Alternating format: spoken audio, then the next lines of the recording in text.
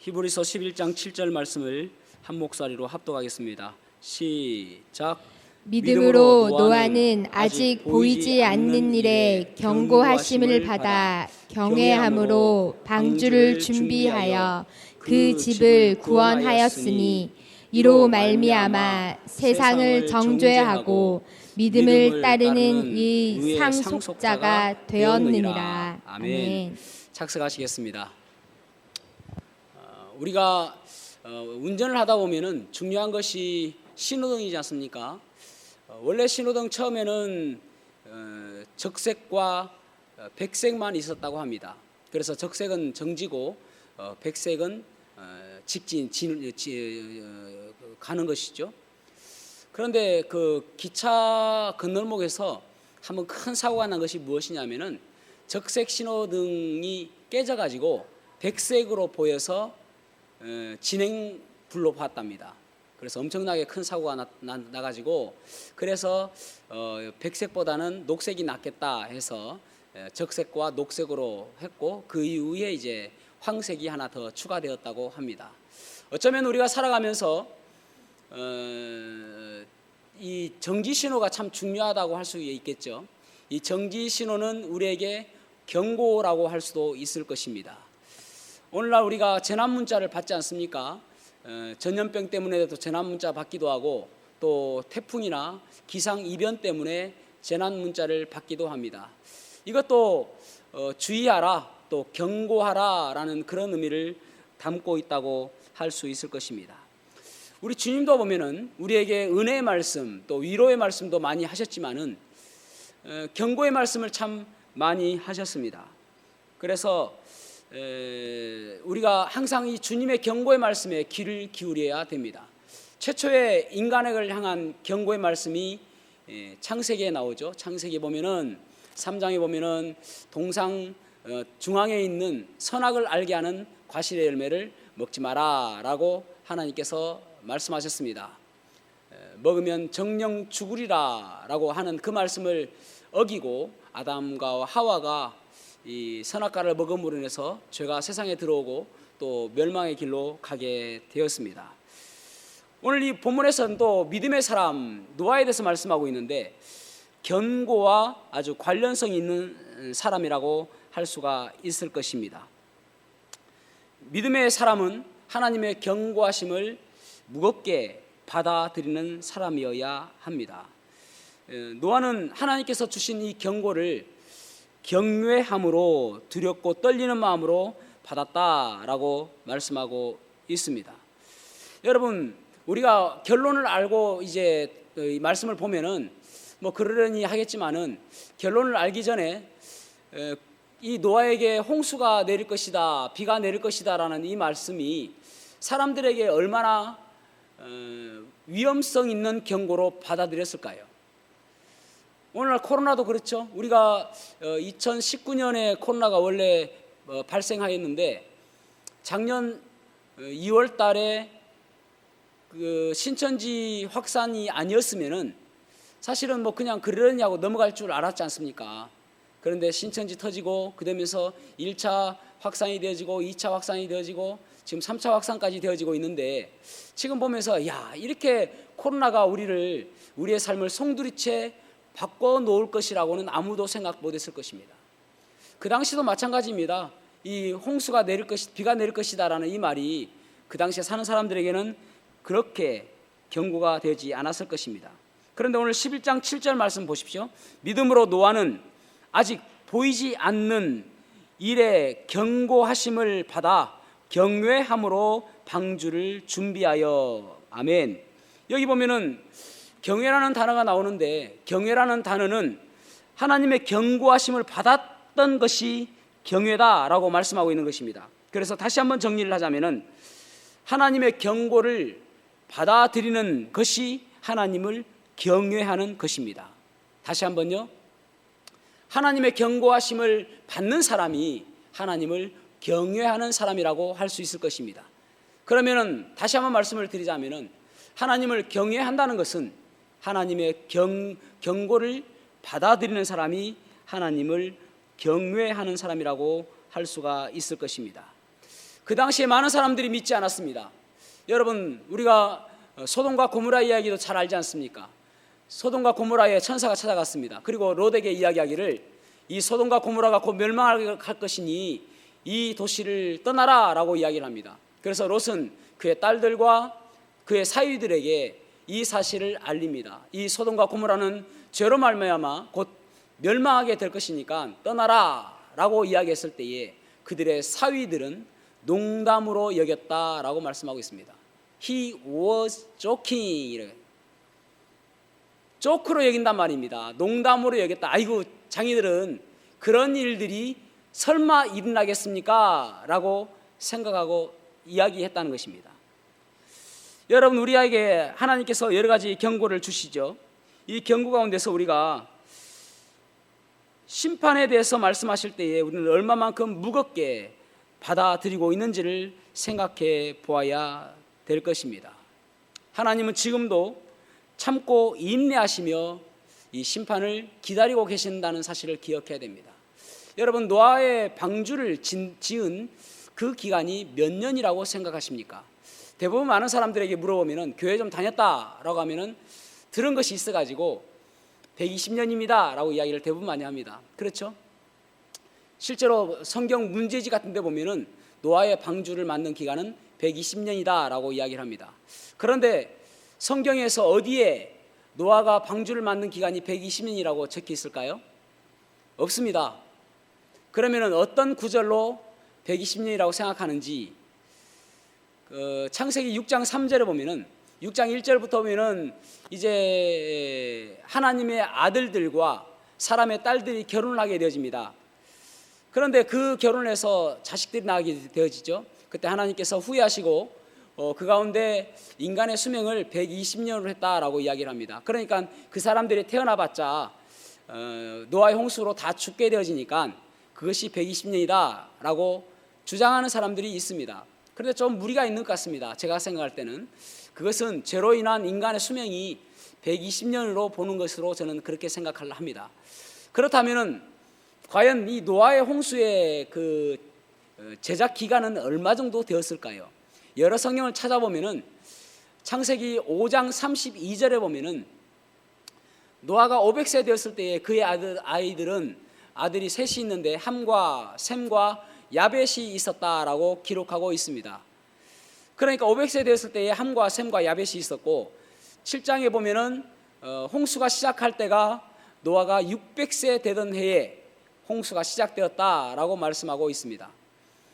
그런데 여러분 6장 18절에 보면은 창세기 6장 18절에 보면은 하나님께서 노아에게 방주를 지으라고 말씀하실 때에 그때에 약속하시기를 노아의 세 아들들과 또 며느리들도 그 방주에 들어가라 그렇게 말씀하십니다. 그래서 노아와 그의 아내와 그리고 그의 아들들 셋과 그리고 그 며느리들 해서 총 8명이 방주에 들어갈 수 있도록 하나님께서 약속해 주셨다라고 말씀하고 있습니다. 그때에 노아에게 방주를 지으라고 말씀하신 거예요. 자, 그렇다면은 노아의 자녀들이 결혼을 한 이후에 하나님께서 노아의 방주를 지으라고 말씀하신 것입니다. 그 당시에 결혼을 몇 살에 했는가? 보통 유대인들은 30세를 결혼의 정년기로 생각을 했습니다. 그래서 제사장이 될 수 있는 나이도 30이 제사장이 될 수 있는 나이였습니다.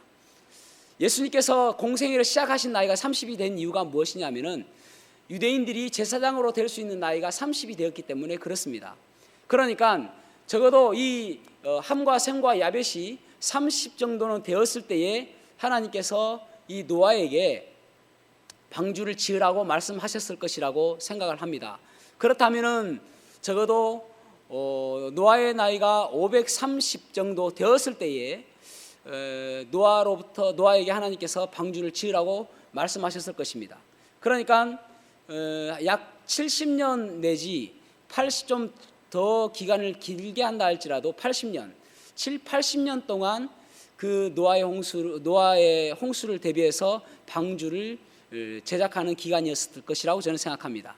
자, 그렇다면은 70년이나 80년이 짧은 기간이 아니잖아요.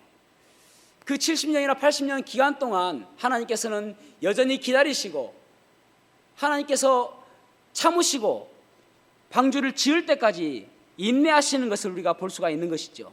그래서 베드로전서 3장 20절 말씀을 보겠습니다. 베드로전서 3장 20절 시작. 그들은 전에 노아의 날 방주를 준비할 동안 하나님이 오래 참고 기다리실 때에 복종하지 아니하던 자들이라. 방주에서 물로 말미암아 구원을 얻은 자가 몇 명뿐이니 겨우 8명이라. 아멘. 아멘. 여기 보면은 하나님께서는 오래 참고 견디셨다, 인내하셨다라고 말씀하고 있잖아요. 그러니까 하나님께서는 계속 기다리고 계시는 것입니다. 하나님의 경고하심이 어느 순간인가 이루어질 것인데 그것을 기다리고 있다라고 말씀하고 있습니다. 그 당시에 사람들이 물어보겠죠. 노아에게 지금 뭐하고 있습니까? 라고 물어봤을 때 노아는 그렇게 말했을 것입니다. 하나님께서 말씀하셨는데 곧 홍수가 내려서, 비가 내려서 홍수가 나게 될 것이다. 그래서 이 지구는 멸망하게 될 것이다 라고 아마 이야기했을 것입니다. 그런데 그 사람들은 마치 롯의 사위가 이야기했던 것처럼 농담으로 여겼을 것입니다. 조크로 여겼을 것입니다. 그래서 그들은 주의 깊게 듣지 않았습니다. 저번에도 말씀드렸지 않습니까? 그 당시에 인구가 적어도 50억에서 100억은 될 것이다. 그러면 오늘날 인구나 비슷하단 말입니다. 그런데 그 가운데서 믿는 사람이 없이 그저 8명만 그 사실을 믿고 방주로 들어갔단 말입니다. 오늘날도 마찬가지죠. 아무리 많은 사람들에게 재림에 대해서 이야기해도 설마라고 생각하고 조크라고 이야기하고 신화적인 이야기로 생각하는 사람들이 얼마나 많은지 모릅니다. 여러분, 주님께서는 끊임없이 이 세상의 마지막이 지금이 끝이 아니라, 이 땅이 끝이 아니라 다른 세상이 오게 될 것이고 심판의 때가 올 것이다 라고 말씀하셨습니다. 그럼에도 사람들은 주의 깊게 듣지 않습니다. 그 경고에 대해서 말씀이죠. 오늘 우리가 하나님을 경외한다는 것은 하나님의 경고를 무겁게 받아들이는 것을 하나님을 경외하는 것으로 우리가 정의할 수가 있을 것입니다. 1945년에 8월 초에 일본 히로시마에 경고문이 뿌려졌습니다. 그 경고문의 내용은 무엇이냐면은 이때까지 한 번도 여러분들이 경험하지 못했던, 인류 역사상 한 번도 경험하지 못했던 원자폭탄이 이곳에 떨어지게 될 터인데, 그 떨어지기 전에 천황이 항복하든지 천황이 항복하지 않으면 여러분들은 여기 히로시마로부터 약 50km 떨어진 곳까지 도망하십시오. 그런 경고문이 뿌려졌다고 합니다. 그런데 그 일본 사람들은 대부분 다 자기들이 이기고 있는 줄 알았어요. 전쟁에서 이기고 있는 줄 알고 그것을 콧방귀 끼며 주의 깊게 들으려고 생각하지 않았던 것입니다. 소수의 사람만이 그 이야기를 듣고 50km 떨어진 곳에 떠나감으로 인해서 그들은 살았습니다. 그러나 그 가운데 있었던, 히로시마에 있었던 30만 명이 이 원자폭탄으로 다 죽었습니다. 노아의 홍수에 50억에서 100억 사람들이 8명 빼고 다 죽었습니다. 왜 그렇습니까? 하나님의 경고하심을 무시했기 때문에 그렇습니다. 사랑하는 성도 여러분, 오늘날 우리가 살아가면서 하나님의 이 경고하심을 주의 깊게 드려야 됩니다. 그래서 하나님을 경외하며 산다는 것은 어떤 자세로 살아가야 되는지를 오늘 말씀을 통해서 보도록 하겠습니다. 하나님을 경외한다는 것은 어떤 삶을 살아야 되는 것이 하나님을 경외하는 것인가? 첫 번째로는 주님의 재림을 준비하며 살아야 합니다. 이거는 단순한 교리가 아닙니다. 주님의 재림은 교리가 아니라 죽느냐 사느냐의 문제이고 또 우리에게 가장 중요한 문제라고 할 수가 있을 것입니다. 주님께서는 끊임없이 내가 다시 오시겠다라고 말씀하셨습니다. 신약에서는 적어도 314번 나옵니다. 내가 다시 오겠다. 그 약속하신 주님께서 다시 오실 준비를 지금도 하고 계시는 것입니다. 그 약속하신 주님께서 다시 오실 줄로 저는 믿습니다. 주님께서 이 재림에 대해서 마태복음 24장 37절에서 39절에 그 재림에 어떤 징조가 있는지를 말씀하고 있습니다. 같이 한번 읽어보겠습니다. 마태복음 24장 37절에서 39절 시작. 노아의 때와 같이 인자의 임함도 그러하리라. 홍수 전에 노아가 방주에 들어가던 날까지 사람들이 먹고 마시고 장가들고 시집가고 있으면서 홍수가 나서 그들을 다 멸하시기까지 깨닫지 못하였으니 인자의 임함도 이와 같으리라. 아멘. 아멘. 주님께서 임하실 때는 인자의 임함도 이와 같으리라고 말씀하십니다. 주님께서 임하실 때는 어떠한 현상이 있는가? 먹고 마시고 장가들고 시집가는데 바쁠 때에 오신다는 것입니다. 이 말씀은 무슨 말입니까? 먹고 마시고 장가들고 시집가는 게 문제가 아니란 말입니다. 먹고 마시고 장가들고 시집가는데 거기에 정신이 팔려가지고 주님의 재림에 대해서는 전혀 관심이 없고 이 세상에서만 잘 살면 된다라고 생각하는 그때에, 깜짝 놀랄 그때에 오시겠다라고 말씀하시는 것입니다. 여러분, 우리는 어떻습니까? 주님께서 지금 당장 오셔도 문제 없습니까? 이상 무입니까? 지금 당장 주님께서 오신다 할지라도 잘 준비된 모습으로 살아가고 있는지를 제가 묻는 것입니다. 여러분, 믿음은 무엇이라고 이야기했죠? 믿음은 히브리서 11장 1절에 보면 믿음은 바라는 것들의 실상이요 보지 못하는 것들의 증거라고 말씀하였습니다. 아직 보이지 않음에도 불구하고 그 사실이 이루어질 것으로 믿고 나아가는 것이 믿음이다라고 말씀하고 있는 것입니다. 어떤 사람들은 이렇게 이야기합니다. 화성으로 가면 되지. 그래서 지금 미국에서는 화성을 개발하려고 하는 회사가 있기도 합니다. 그래서 인공위성을 띄운 적도 있고요.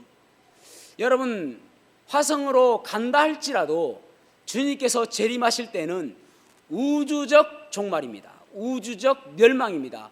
온 세상이 다 망한다니까요. 화성에 가서 숨어 있어도 안 됩니다. 전체 우주 모든 것들이 변화가 있는 거예요.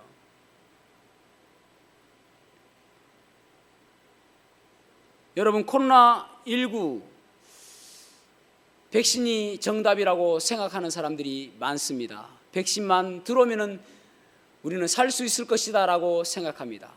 여러분, 백신이 해답이 아니라 예수 그리스도가 해답인 것입니다. 예수 그리스도가 해답인 것입니다. 이 땅에서 코로나 걸리고 안 걸리고 문제가 아니라 이 땅 저 너머에 있는 저 땅에서, 저 새로운 세계에서 우리는 어떻게 될 것인가가 더 중요함을 기억하셔야 됩니다. 그래서 지금 끝점으로 달려가고 있는 이 세상 속에서 여러분, 코로나가 끝나면은 물론 코로나가 끝일 수도 있습니다. 주님께서 코로나를 끝으로 오실 수도 있습니다.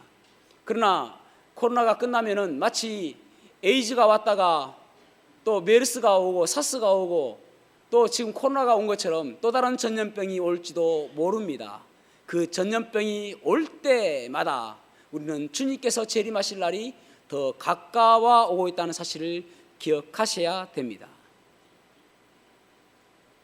지난 수요일 날 미국의 핵과학자들이 1947년부터 지구 종말의 시계를 만들어 놓고 그 분침을 옮겨 다니며 지금 지구의 종말은 얼마 정도 남았다를 세상 사람들에게 공포하고 있습니다.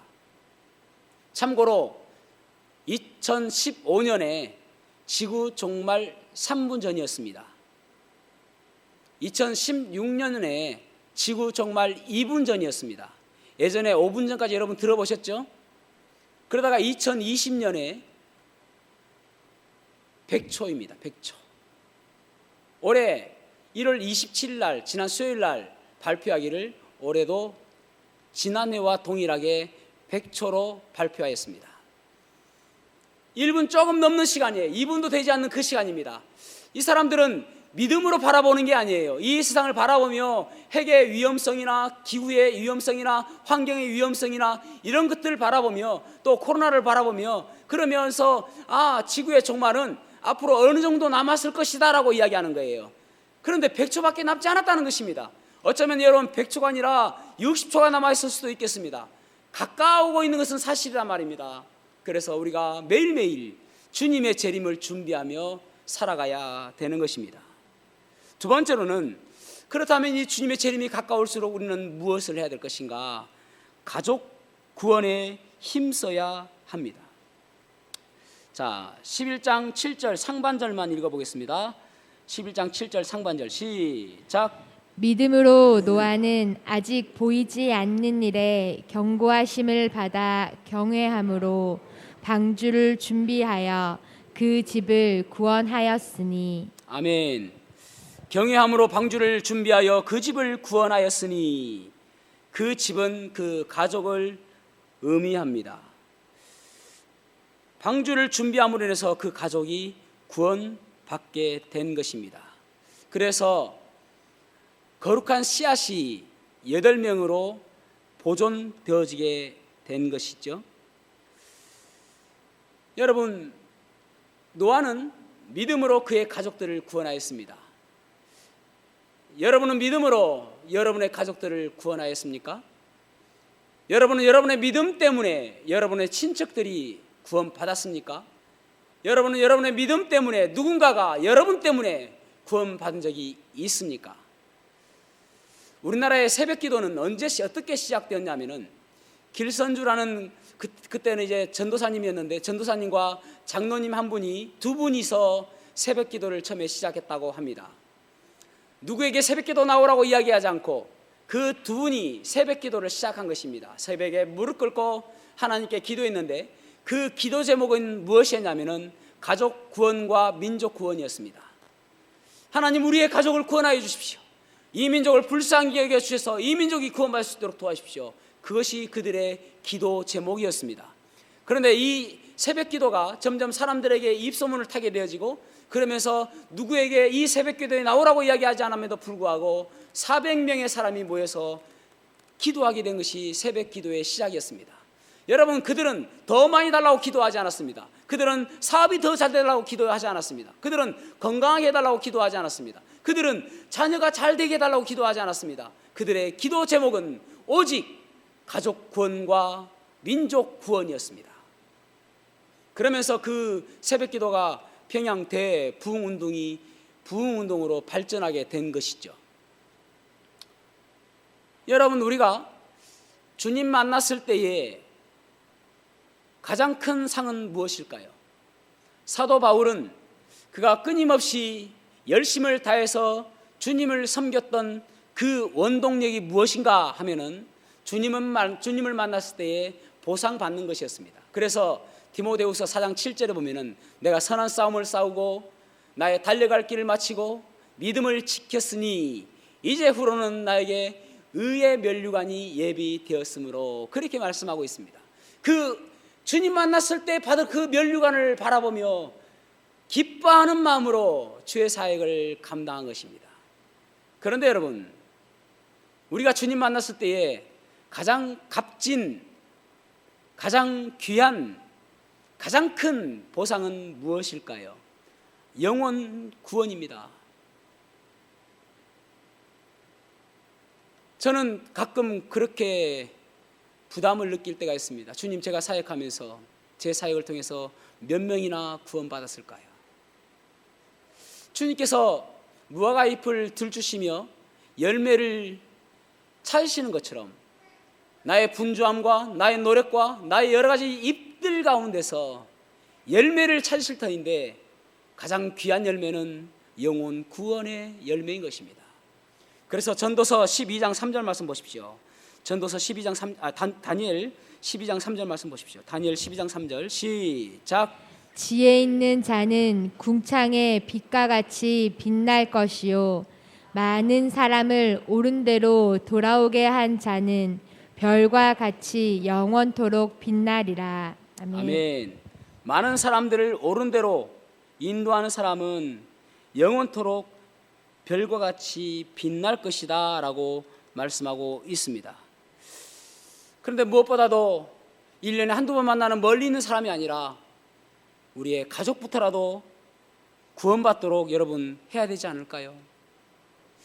왜 우리의 기도 가운데서 하나님께서 그 가족의 구원에 대해서 그렇게 참고 계실까요? 여러분, 거기에는 우리의 간절함과 사모함이 부족하기 때문 아니겠습니까? 우리가 어떤 방향을 정하고 그 방향을 위해서 하나님께 간절히 기도하면은 그 기도는 하나님께서 응답해 주시리라 믿습니다. 어떤 방향으로 나가느냐가 중요한 것이죠. 제가 예전에 있는 교회에서는 40대 중반 자매가 저보고 그렇게 이야기하는 것입니다. 목사님, 저 결혼 포기하지 않았습니다. 제 결혼을 위해서 기도해 주십시오라고 저에게 기도 부탁을 해왔습니다. 그전에는 저는 그렇게 생각했습니다. 아무래도 나이가 좀 많으니까 결혼에 대해서 별로 생각이 없는갑다 생각해서 기도하지 않았습니다. 그런데 그 이야기를 듣고 제가 기도해 주었습니다. 생각날 때마다 기도했고 눈을 감을 때마다 기도해 주었습니다. 놀랍게도 그 자매가 49살 49세에 총각과 결혼했습니다. 방향이 무엇이냐가 중요한 거예요. 여러분, 우리의 가족을 위해서 기도해야 됩니다. 간절함과 사모함이 있으면 하나님께서 응답해 주시는 것입니다. 때로는 참 가족 가운데 편치 않은 가족들이 있죠. 그렇다고 여러분, 그 가족이 1, 2년 감옥에 가는 것도 아니고 영원토록 꺼지지 않는 불목 가운데서 영원토록 고통받는 그곳에 가야만 되겠습니까? 그런 가족이 있으면 여러분 기도하셔야 됩니다. 하나님, 제가 우리 이 가족 긍휼히 여기는 마음 나한테 달라고 그렇게 기도하세요. 그러면은 하나님께서 긍휼히 여기는 마음 주실 것입니다. 그러면 그 가족의 구원을 위해서도 기도하게 되겠지요. 김선영이라는 목사님이 계세요. 여목사님이신데 이 목사님이 지금은 돌아가셨습니다. 미국에서 의사 하시다가 하나님의 부르심을 받고 이제 목사님이 되신 분이었어요. 그런데 이분이 가족을 위해서 기도해야 되겠다라는 그런 마음이 생겼습니다. 내 가족의 구원을 위해서 기도해야 되겠다. 여러분, 가족 구원이 쉽습니까? 어렵잖아요. 예를 들어서 믿지 않는 딸이 있다. 딸을 불러놓고, 딸아, 내가 너를 보니까 정말 안타까워서 내 이야기하는데 우리가 죽으면 누구나 다 천국과 지옥으로 갈려지게 될 것이다. 지옥에 가면은 불이 꺼지지 않고 구더기도 죽지 않고 영원히 고통받는 것에 떨어지게 될 것이다. 그럴 때 딸이 진짜요, 엄마? 그러면 제가 어떻게 해야 돼요? 그러는 딸 아무도 없습니다.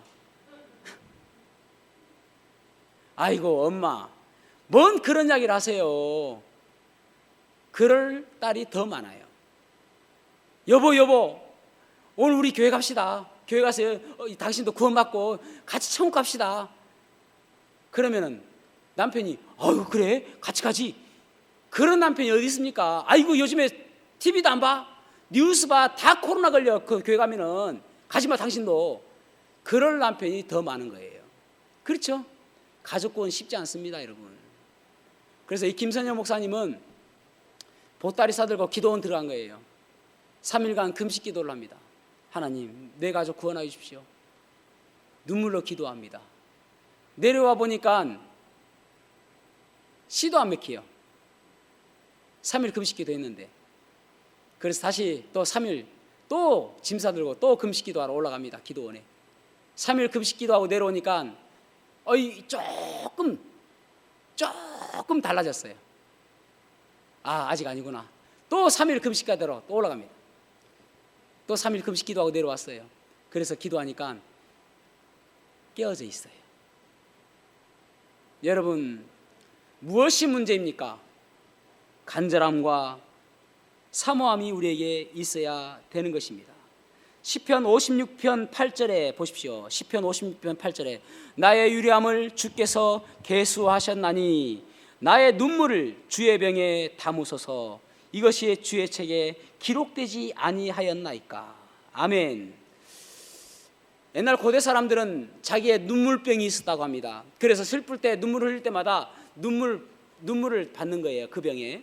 그 눈물병은 호리병처럼 생겨서 입구는 좁고 밑둥은 넓은 그런 병이었다고 합니다. 주로 8cm에서 20cm 정도 되는 그러한 눈물병이 있었는데, 평생 그 눈물이 흐를 때마다 눈물병을 담아가지고 그리고 잘 보관했다가 그 이제 죽으면 장사할 때에 그 고인과 함께 그 눈물병을 넣어주는 것이랍니다. 그러면은 무슨 의미가 있냐면은 이 눈물 같은 이 한탄스러운 이 고통스러운 이 세상을 다 이제 끝내고 편안하게 잠드세요, 그런 의미를 담고 있는 것입니다. 그 눈물병. 그런데 여기 보면은 다윗은 자기의 눈물병이 아니라 주님의 눈물병에 내 눈물을 받아주십시오라고 이야기합니다. 그러니까 눈물병은 눈물이 쌓이는 것입니다.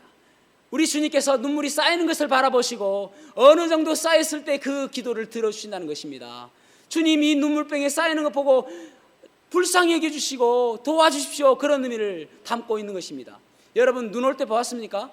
나뭇가지가 눈 하나하나는 너무나도 가볍잖아요. 그럼에도 불구하고 어느 임계점에 도달했을 때에 물이 끓듯이 나뭇가지가 부러져 버리잖아요. 눈 하나는 가벼운데 쌓여서 눈 하나가 떨어졌을 때 가지가 부러진다니까요. 비닐하우스 보십시오. 그냥 뭐 괜찮아요. 그런데 눈이 오고 해서 어느 순간 눈이 오니까 그냥 폭삭 주저앉지 않습니까? 그것이 임계점입니다. 여러분, 눈물의 임계점, 내 눈물이 흘려서 어느 순간에 그 눈물이 가득 찼을 때에 우리 주님께서 들어주실 거예요. 더 눈물로 기도하셔야 됩니다. 더 간절함으로 기도하셔야 됩니다. 그럴 때에 우리의 가족들이 모두 구원받을 줄로 믿습니다. 우리 성도님들의 가족이 모두가 다 구원받기를 주님의 이름으로 축복합니다. 마지막 세 번째로는 의의 상속자가 되어야 합니다. 자, 11장 7절 하반절을 읽어보겠습니다. 11장 7절 하반절 시작. 이로 말미암아 세상을 정죄하고 믿음을 따르는 의의 상속자가 되었느니라. 아멘. 이로 말미암아라는 말은 믿음으로 말미암아 의의 상속자가 되었다, 의롭다 칭함을 얻게 되었다, 그런 말입니다. 여러분, 우리 인생에서 승리자는 어떤 사람입니까? 우리가 주님 만났을 때에 의롭다 칭해 주시는 사람, 구원받은 사람, 그 사람이 참다운 승리자라고 할 수가 있을 것입니다. 너무나도 중요한 이야기죠. 의의 상속자는 의롭다 칭함을 받는 사람이라고 할 수가 있을 것입니다. 여러분, 우리가 이 땅에 살아가면서 다른 것들이 우리의 자리를 차지하지 않아야 됩니다. 오직 주님의 평가와 주님의 판단에 더 관심을 가지고 주목해서 살아야 하는 것입니다. 여러분들은 의롭다 칭함을 받는 사람 되었습니까? 너는 죄인이 아니야. 너는 내가 의인이라 칭해 주겠다.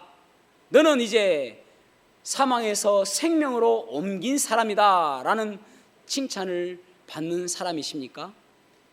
그런 사람 되어져야 됩니다. 그러면은 이 인생에서 성공한 사람이 될 수가 있는 것입니다. 그 현진건 선생님의 운수 좋은 날이라는 단편 소설이 있습니다. 운수 좋은 날. 어렸을 때 이 소설을 읽고 얼마나 슬퍼했는지 모릅니다. 이 소설의 배경은 1920년대 서울 거리입니다. 1920년대는 이제 일제 강점기라고 할 수가 있겠죠. 일제 강점기라는 말은 일제가 강제적으로 점령한 시기라고 할 수가 있을 것입니다. 현진건 선생님이 일제 강점기에 나라를 잃어버린 그 슬픔을 소설로 쓴 글입니다. 내용을 잠시 말씀을 드리자면은 뭐 여러분들도 다 기억을 하시겠지만은 잠시 말씀을 드리자면은 이제 주인공은 김천지라고 하는 인력거꾼입니다. 인력거를 해서 하루하루 먹고 사는 사람입니다. 그의 가족은 이제 갓 태어난 핏덩이 같은 아기가 있고 그리고 아내가 있습니다. 그런데 아내가 어느 순간부터 중병을 앓고 있습니다. 아파요. 그런데도 이 김천지는 이 아내에게 뭐라고 쏘아붙이냐면은 병을 약으로 다스리면 그 병이 계속 약 달라고 해. 그러면서 약을 사주지 않습니다. 사실은 약을 사주지 않는 것이 아니라 약을 사줄 만한 그런 여력이 없는 것입니다. 인력거해서 하루하루 먹고 살기 때문에 그렇습니다.